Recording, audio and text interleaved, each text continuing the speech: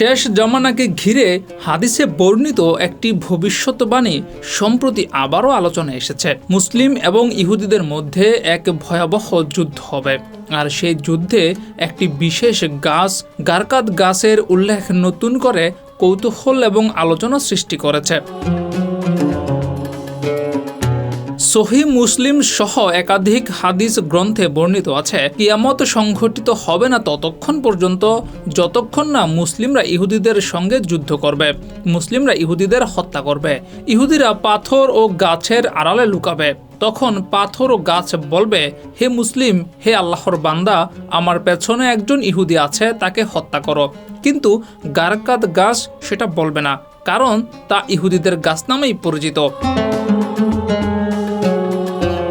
গারকাদ মূলত একটি কাঁটাযুক্ত মরুভূমির ঝোপ জাতীয় গাছ, যা মধ্যপ্রাচ্যের শুষ্ক অঞ্চলে জন্মায়।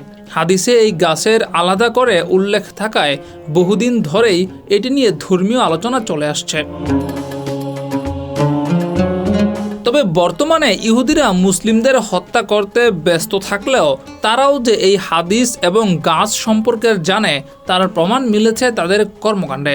সম্প্রতি এই গাছের ব্যাপক পরিমাণে আবাদ লক্ষ্য করা যাচ্ছে ইসরায়েলের ভেতরে এবং ফিলিস্তিন সীমান্তে ব্যাপক হারে এই গারকাদ গাছ লাগাচ্ছে ইসরায়েলি ইহুদিরা।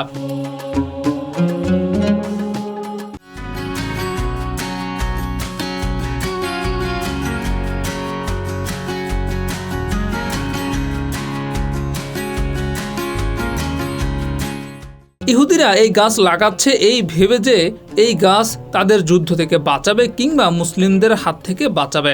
যদিও অনেক বিশেষজ্ঞ বলছেন মরুভূমি এলাকায় ঝোপজাতীয় গাছ লাগানো পরিবেশগত কারণেও হতে পারে।